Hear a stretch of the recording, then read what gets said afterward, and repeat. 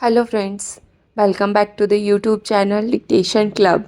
आज का डिक्टेशन आनंद मासिक पत्रिका अंक 7 से लिया गया है, जो कि 3 अलग अलग स्पीड में होगा, जो कि रहने वाली हैं 80 शब्द प्रति मिनट, 90 शब्द प्रति मिनट और 100 शब्द प्रति मिनट।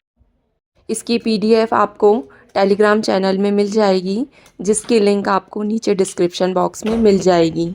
इसके अलावा आपको अन्य प्लेलिस्ट जैसे कि अन्य आनंद मासिक पत्रिका के अंक के डिक्टेशन और newspaper dictation, 10 minute non stop dictation, Ramdhari Gupta खंड 1, रामधारी गुप्ता खंड 2 के डिक्टेशन की प्लेलिस्ट की लिंक भी नीचे मिल जाएगी। और आपको हमारा यह प्रयास अच्छा लगता है तो वीडियो को लाइक तथा चैनल को सब्सक्राइब ज़रूर करें। तो डिक्टेशन स्टार्ट करते हैं 5 सेकंड के बाद।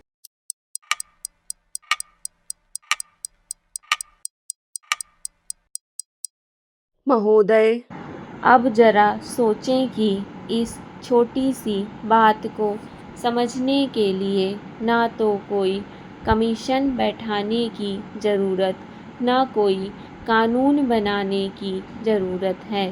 प्राथमिक शिक्षा का सारा भार सरकार से उतर जाता अगर वह इतना सा तय कर लेती कि शिक्षा प्रणाली को चालू रखती और उसे प्राथमिक शिक्षा के समान कर दिया जाता। उस पढ़ाई के बाद माध्यमिक शालाओं में सीधा प्रवेश दे दिया जाता। इससे सरकार को ना तो हजारों भवनों का, लाखों शिक्षकों के वेतन व अन्य खर्चों का भार सहन करना पड़ता और ना आए दिन हड़तालों व आंदोलनों का सामना ही करना पड़ता, बल्कि कुछ विशेष प्रेरणा देकर ऐसे क्षेत्रों में भी पाठशालाएं खुलवाई जा सकती थीं जो उपेक्षित या तिरस्कृत क्षेत्र हैं, और यह काम भी गैर सरकारी तौर पर किया जा सकता था।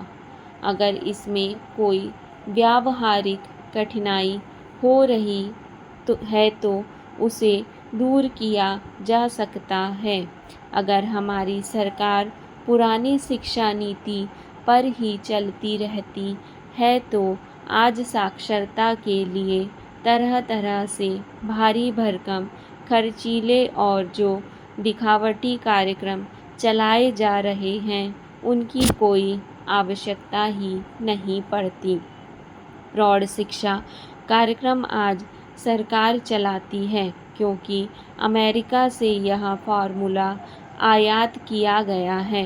सरकारी लोगों को यह कौन समझाए कि भारत का प्रौढ़ जन तो इतना शिक्षित है कि पढ़ाने वाले केवल वेतन भत्ता ही उठा सकते हैं। हस्ताक्षर करने की शिक्षा ही प्रौढ़ शिक्षा है, तो यह काम तो किसी प्रौढ़ के बच्चे भी कर सकते हैं। साक्षरता या प्राथमिक शिक्षा के एक पहलू के बाद इससे ऊपर की चर्चा के बाद इससे ऊपर की शिक्षा पर विचार किया जा सकता है। पहले तो हमें यह तय करना होगा कि माध्यमिक या उच्चतर माध्यमिक शिक्षा के ऊपर शिक्षा देने का काम ही सरकार के जिम्मे ना रहे।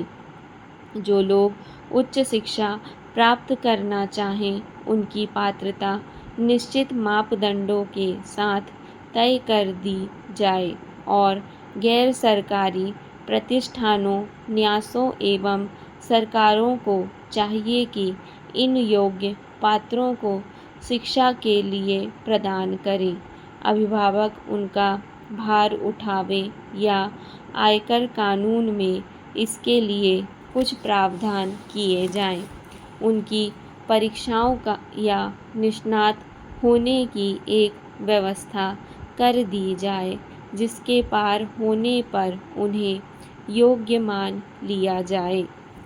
माध्यमिक एवं उच्च माध्यमिक शिक्षा के लिए स्वावलंबी या अनुदान योजना बनाकर सरकारी व गैर सरकारी सहयोग से शिक्षा चालू की जाए।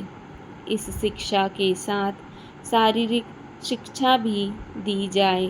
शारीरिक शिक्षा में खर्चीले उपकरणों वाले क्रियाकलाप न रखे जाएं, बल्कि कुश्ती, कबड्डी, खो खो व उछल कूद, भाग दौड़ आदि तक ही सीमित रखा जाए।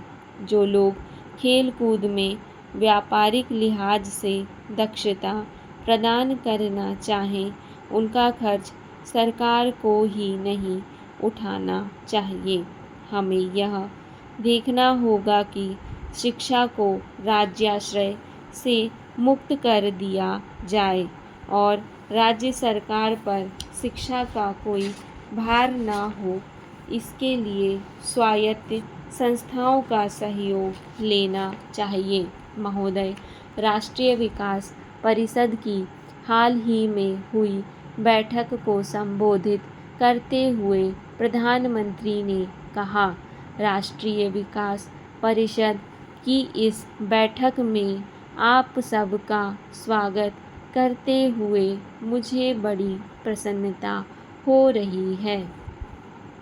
परिषद की दिसंबर 2000 में बैठक हुई थी, जिसमें भावी योजना के दृष्टिकोण पत्र को स्वीकार किया गया था। इसी के साथ योजना के निर्माण की व्यापक प्रक्रिया आरंभ हो गई थी। मुझे इस बात का हर्ष है।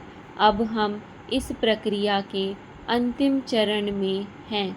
10वीं पंचवर्षीय योजना का निर्माण योजना आयोग एवं केंद्रीय मंत्रालयों, राज्य सरकारों और संघ क्षेत्रों के प्रशासनों के बीच हुए बृहद विचार विमर्श के आधार पर हुआ है। अब यह योजना इस महत्वपूर्ण सभा के समक्ष विचारार्थ प्रस्तुत है। हमारे चारों ओर आर्थिक, सामाजिक और राजनैतिक क्षेत्रों में महत्वपूर्ण परिवर्तन हो रहे हैं।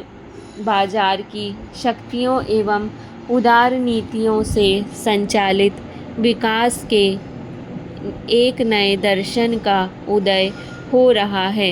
इस परिप्रेक्ष्य में नियोजन की भूमिका और उसकी प्रासंगिकता पर ही प्रश्न चिन्ह लग रहे हैं, लेकिन उभरते विश्वव्यापी आर्थिक और राजनैतिक परिवर्तनों का यह आशय नहीं है कि सरकार और योजना आयोग का दायित्व कम हो जाए, बल्कि यह परिवर्तन उसके दायित्वों को और आर्थिक महत्वपूर्ण बनाते हैं। राष्ट्रीय विकास परिषद की पिछली बैठक में मैंने देश के लोगों के सामाजिक, मानवीय और आर्थिक विकास में नियोजन की महत्वपूर्ण भूमिका पर बल दिया था। इसकी आधारभूत सामाजिक ढांचे का सृजन करने एवं मानवीय विकास के क्षेत्र में तो भूमिका और भी अधिक महत्वपूर्ण है। सार्वजनिक क्षेत्र के हमारे अपने अनुभव तथा विश्व के कई अन्य देशों के अनुभव से यह पता चलता है कि कतिपय विशिष्ट परिस्थितियों में बाजार कार्यकुशलता को प्रश्रय देने का माध्यम हो सकता है।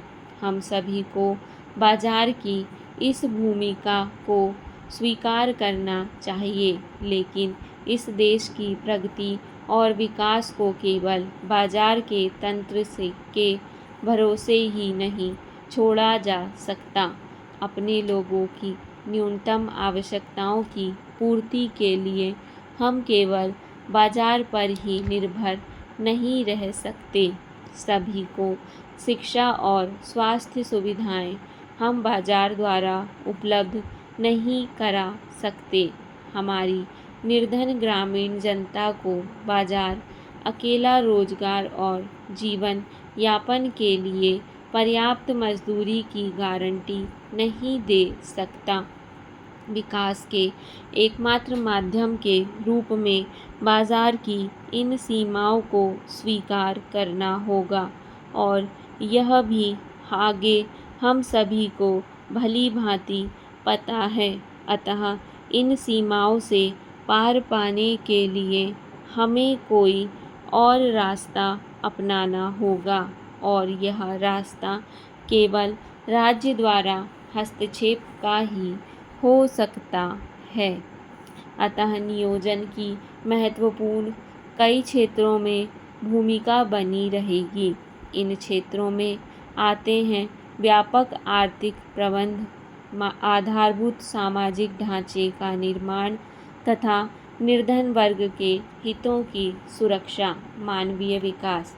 भारत का बाजार का तंत्र क्रय शक्ति से समर्थित मांग और आपूर्ति के बीच संतुलन बना सकता है, लेकिन इस क्षेत्र में भी यह आवश्यकता और आपूर्ति के बीच संतुलन स्थापित नहीं कर सका।